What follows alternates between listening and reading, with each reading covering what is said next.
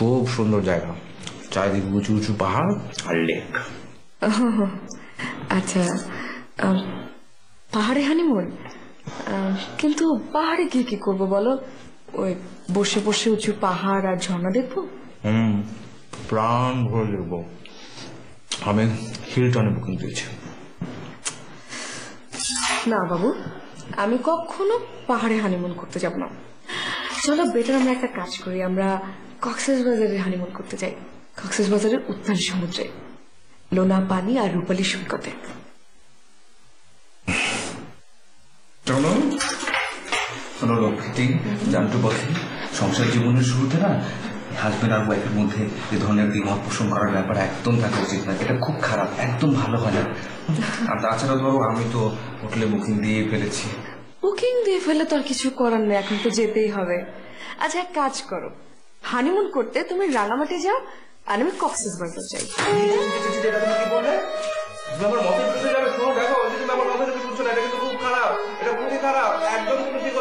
আমার মতে একদম ঠিক হবে না। মাম্মে মাম্মে ও মাম্মে,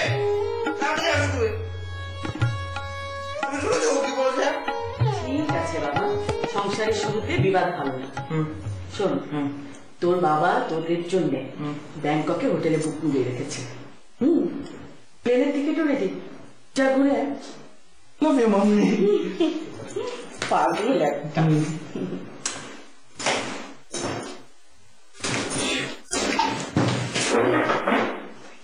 তারপর কি হলো? আমি একটা বিয়ে অ্যাটেন্ড করার জন্য রেডি। এমন সময় দরজা এলো।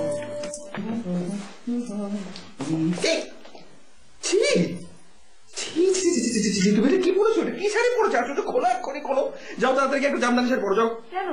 কেন মানে তুমি বিয়ের একটা অনুষ্ঠানে এই শাড়ি পরে যাবে? এরকম একটা বেনারসি শাড়ি পরবে? নেভার। তুমি তাড়াতাড়ি যাও, যা তুমি একটা নীল জামদানি শাড়ি পরো, যাও প্লিজ। কি হলো?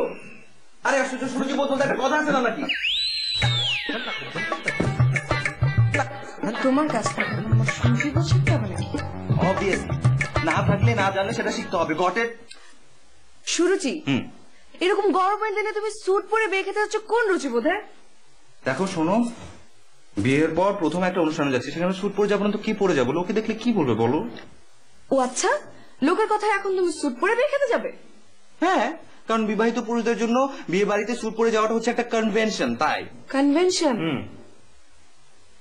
তুমি থাকো তোমার কনভেনশন নিয়ে, আমি বিয়ে খেতে যাবো। কি বলছো তুমি এটা? কি বলে? এটা কিন্তু দৃশ্যতা হয়ে গেল, দৃশ্যতা হয়ে গেল না তো? এই দুটো কেসের পর আমি ডিসিশন নিলাম যে বিষয়টাকে আমি বাড়তে দেবো না, কিন্তু সুযোগটা করে দিল মন্টু নিজেই।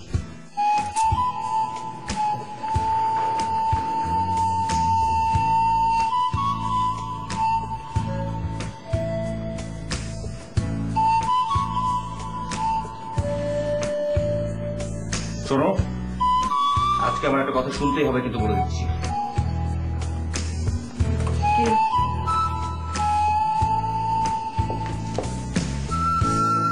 তার আগে তুমি আমাকে বলো, তুমি আমাকে ভালোবাসো কিনা? ভালোবাসো কিনা, কথা শুনতে হবে, এগুলোর মানে কি? ঠিক আছে, তাহলে যদি ভালোবেসে থাকো তাহলে এখন এই মুহূর্তে 5 মিনিটের মধ্যে তুমি রেডি হবে, আমরা দুজন বাইরে যাবো। নো কোয়েশ্চেন, নো থানায় পানি। তাই নাকি? এখন আমাকে ভালোবাসা অগ্নি পরীক্ষা দিতে হবে নাকি? অগ্নি বায়ু কোন রকম পরীক্ষার অজুহাতে কোনোভাবে অবাধ্য হবার চেষ্টা করা যাবে না। আজকে অবাধ্যতা কোনোভাবে সহ্য করা হবে না, কিন্তু বলে দিচ্ছি। হলে কি করবে শুনো? করবো প্রয়োজনে আজকে আমি কথা বলবো, অনেক কথা বলবো। আমি বাড়ি ছেড়ে, তোমাকে ছেড়ে একেবারে চলে যাব। ফাইন, চলে যাও, তোমাকে আটকাচ্ছে কে? আমি আমার বাড়ি ছেড়ে চলে যাব? অ্যাবসলিউটলি, নিশ্চয়ই যাবে। যখন তুমি তোমার মুখ দিয়ে একবার বলে দিয়েছো যে বাড়ি ছেড়ে তুমি চলে যাবে, তার মানে এই বাড়ি তোমাকে ছাড়তেই হবে। কি আশ্চর্য, তুমি আমাকে সামুদ্রের মতো বাড়ি থেকে তাড়িয়ে দেবে না? কি আশ্চর্য, এখন আমি কোথায় যাবো? কি বল তুমি? আমি হয়ে যাচ্ছি। এসব নাকি কান্নার কোনো অ্যান্সার আমার কাছে নাই। তোমার সাথে থাকা আমার পোষাচ্ছে না, ব্যাস। তুমি এখন যে কাপড়ে আছো এই কাপড়ে বাড়ি ছেড়ে সারা জীবনের মতো চলে যাবে। আমার সামনে আরে আমি এই চেহারা দেখতে চাই না, যাও। ভাবি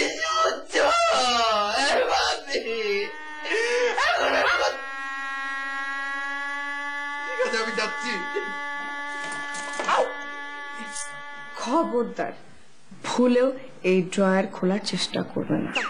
আমার গাড়ির চাবি আর ক্রেডিট কার্ড ওই দুটো নিব না। বললাম না তুমি এই ড্রয়ার থেকে কিচ্ছু নিতে পারবে না, যাও যাও। কাউন্ট করলাম 3, গাধা তত্ত্বের সফল প্রয়োগ ঘটালাম। কি বলিস তুই? তোর শাশুড়ি তোকে, তিনি আমার পক্ষে থাকলেন। মন্টু চলে যাওয়ার পর আমি নিজেই গেলাম তার কাছে।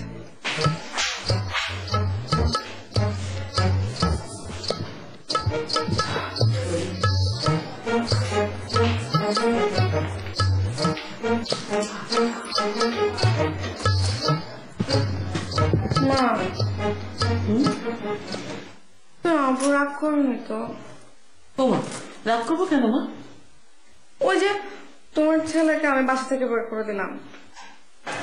খুব ভালো করেছো। খুব দরকার ছিল বুঝি, এটা করো না সেটা করো না, ওভাবে চলো না, তাই না? মা তুই সব বুঝেছো না, এগিয়ে বলে মায়ের চোখ। বেশ করেছো, ধন্যী মেয়ে তুমি। আমি তোমার শ্বশুরকে সারা জীবন ধরে যা বোঝাতে পারিনি, তুমি 2 দিনের মধ্যে তার ছেলেকে তা বুঝিয়ে দিয়েছো।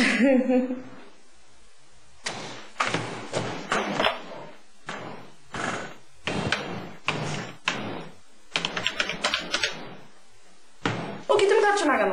এই তো ভাবছি আমি দিচ্ছি, তুমি নাও। লক্ষ্মী বৌমা আমার।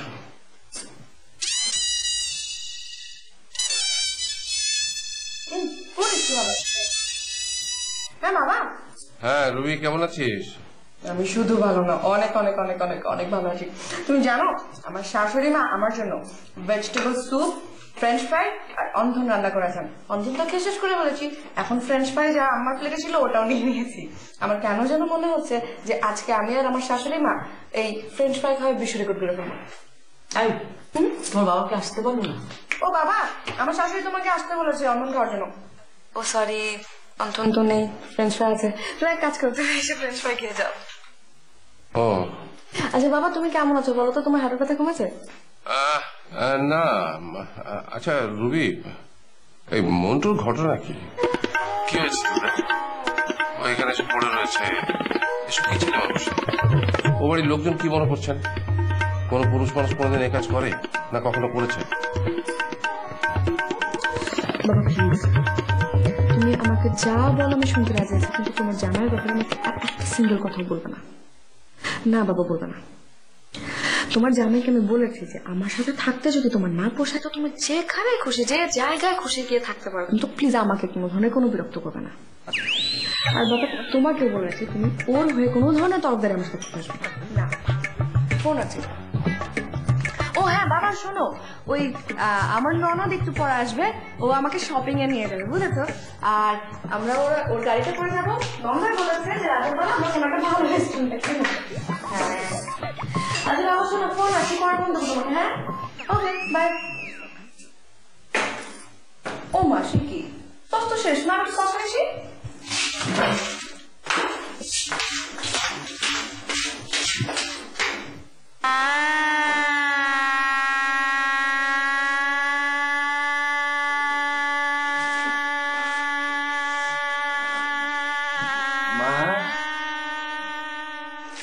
কি হয়েছে বাবা, খিদে পেয়েছে? না না না, খিদে পাইনি মা। একটা কথা ছিল, একটু চা হবে মা? লিকার চা। লিকারটা কিন্তু একটু হালকা হবে মা। এই ম্যাম করা জামাই দেখলে শরীরটা জ্বলে যায়, মনে হয় শরীরে এখনই বড় বড় ফোসকা পড়বে। এই বই চায়ের কোনো রেসিপি নেই? ও হ্যাঁ আমি দিচ্ছি, খুলে দিচ্ছি।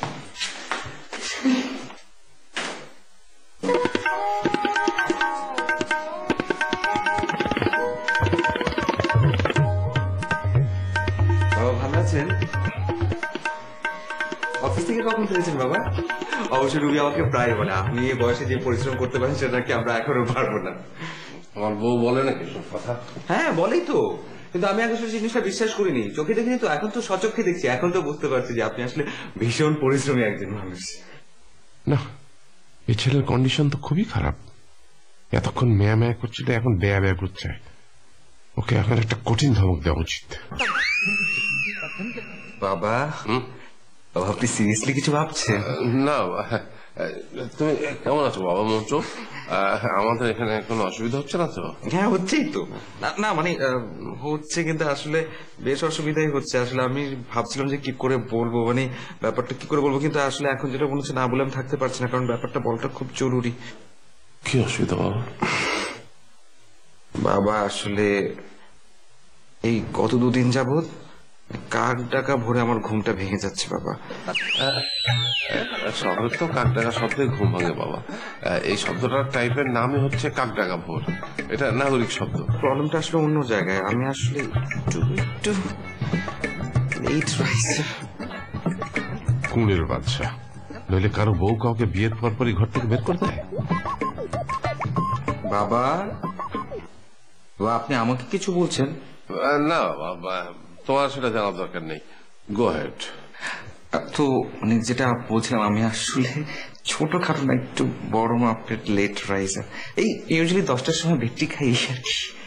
তো যেটা বলছিলাম আসলে, মানে সকালবেলা আমার ঘুমটা ভেঙে যাচ্ছে, এবং কেন ভেঙে যাচ্ছে ডেফিনেটলি এর পিছনে কোনো রিজন আছে। প্রবলেমটা আসলে কি? আর তখনই আমি আবিষ্কার করলাম পূর্ব দিকে যে জানালাটা, সেই জানালার পর্দাগুলো একটু কেমন যেন বেসাইজ, ঠিক মতো আসলে লাগে না, মেলে না, আর যে কারণে রোদ এসে সরাসরি আমার চোখের উপর পড়ছে, আর সে কারণে আমার ঘুমটা ভেঙে যাচ্ছে। এ তো একেবারে কলম্বাসের আমেরিকা আবিষ্কার। আমি আসলে যখন আমার বাসায় থাকি তখন আসলে একেবারে রুমটাকে অন্ধকার করে, গাঢ় অন্ধকার করে আমি ঘুমাই, পিচ ডার্ক যাকে বলে। আর এখানে তো রোদ এসে সরাসরি আমার চোখের উপর পড়ছে, আর যে কারণে আমার ঘুম ভেঙে যাচ্ছে, আমি ঘুমাতে পারছি না। তা বাবা, পর্দাটা টেনে তুলে রোদ ঠেকানো গেল না? আপনার কি ধারণা আমি সেই চেষ্টা করিনি? আমি সেই চেষ্টা করেছি তো। প্রথম দিন আমি কি করলাম, আমি পর্দাটাকে টেনে টুনে সাইজ করলাম, হলো না। দ্বিতীয় দিন খাটটাকে সরালাম, খাট সরলো কিন্তু রোদ তো সরলো না। এর জন্যই তো আমার অসুবিধাটা হচ্ছে বাবা। উচিত শিক্ষা হয়েছে। আরে ওর ঘরে যদি জানালা দিয়ে সারা রাত রোদ ঢুকানো যেত, তাহলে যে কি ভালো হতো। শ্বশুর বাড়িতে এসে বেলা 12টা পর্যন্ত পড়ে পড়ে ঘুমানোর সুখ খুঁজে যেত।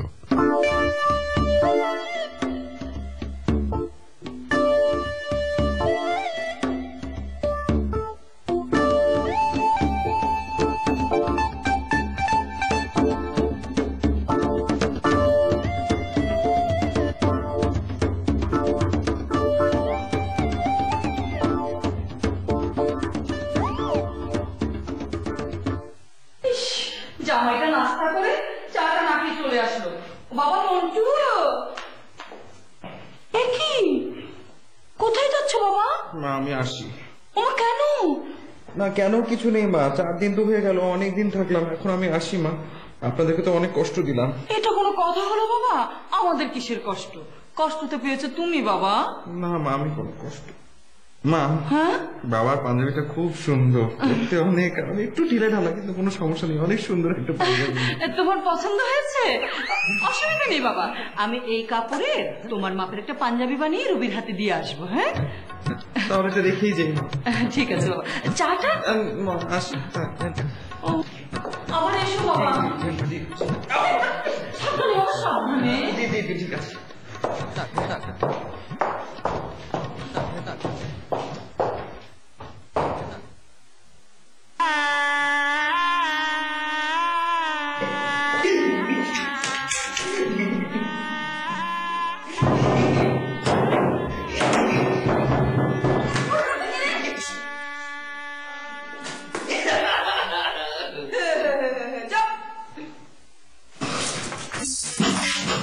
কি ব্যাপার? খুব তো বড়াই করে এক কাপড় এখান থেকে বের হয়ে গেলে শ্বশুর বাড়ি যাওয়ার জন্য। বেরো সেখানে, এত তাড়াতাড়ি ফেরত আসবে যে? জামাই আসছিস না? হ্যালো, দেখে দেখাও, কথা বলছো না কেন? দেমাক কেন তো তোমার? শ্বশুর বাড়ি মধুর হাড়ি ভেঙে কয়টা ছিল? তোমার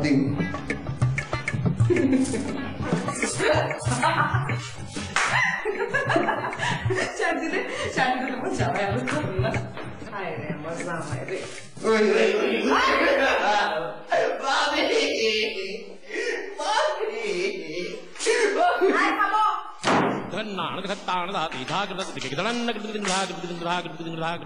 চলে এলে যে? চলে এলে কেন? কি করে থাকবো?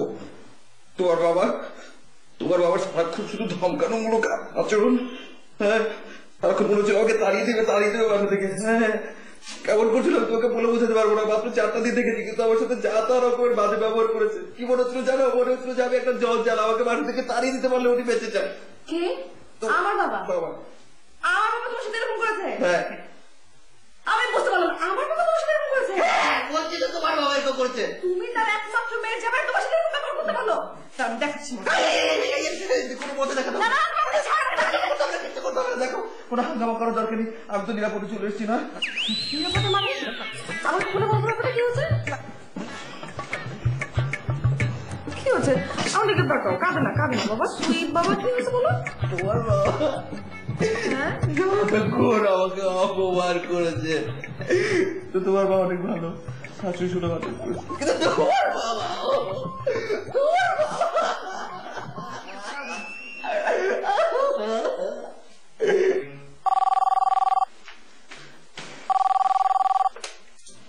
হ্যালো মন্টু আমার সাথে ঝগড়া করে তোমাদের ওখানে কদিন ছিল, তাই বলে কি সে কি তোমাদের জামাই না? কেন, কি হয়েছে? কি হয়েছে তুমি কিচ্ছু জানো না? ও ছিল তো মাত্র 2 দিন না 3 দিন, এই কয়দিন তাকে ছিল তো তোমরা আদর যত্ন করতে পারলে না? আদর যত্নের কমতিটা কি হলো? কি কমতি হলো সেটা আমাকে জিজ্ঞেস না করে বাবাকে জিজ্ঞেস করো।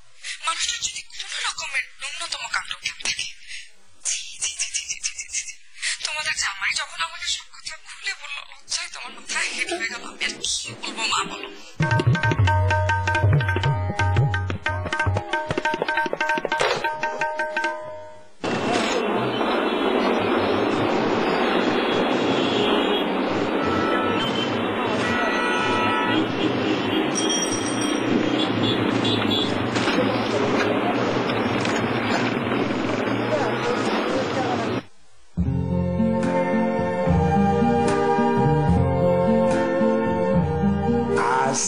Trees of green,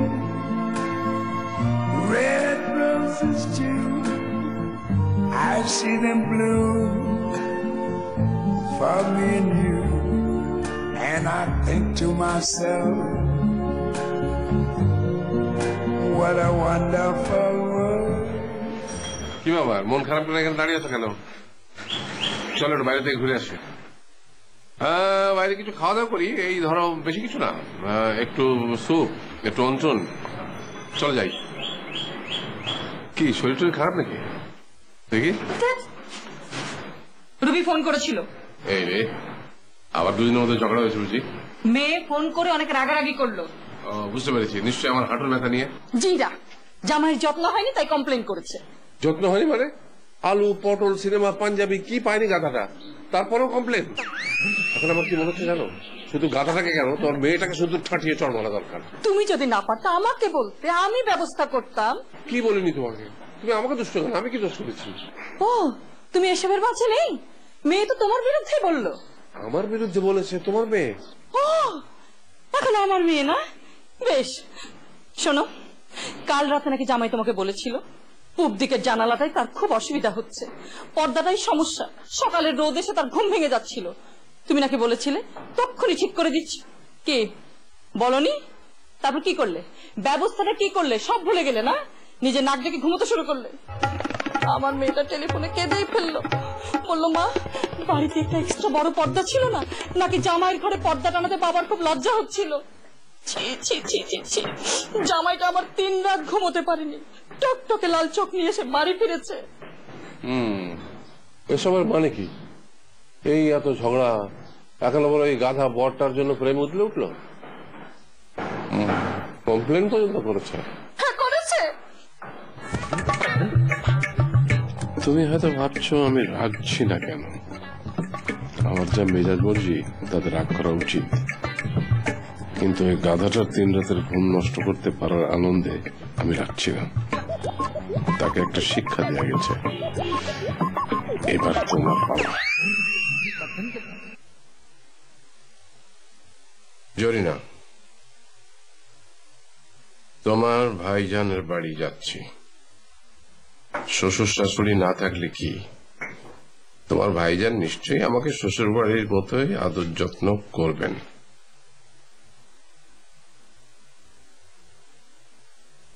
রাতে ট্রেনেই যাচ্ছি। সকালে লুচি পটল ভাজি খেতে খেতে তোমার ভাইজানের ডিভিডিতে হাসির ছবি দেখব। সেই জন্য সঙ্গে কটা চার্লি চ্যাপলিন আর মিস্টার বিনের ডিভিডিও নিয়ে যাচ্ছি। What a wonderful world.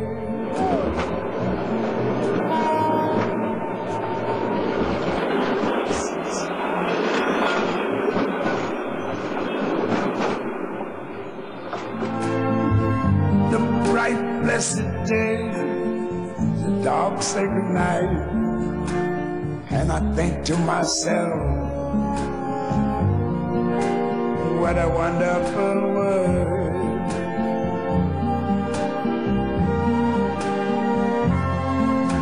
The colors of the rainbow, so pretty in the sky, are also on the faces of people going by. I see friends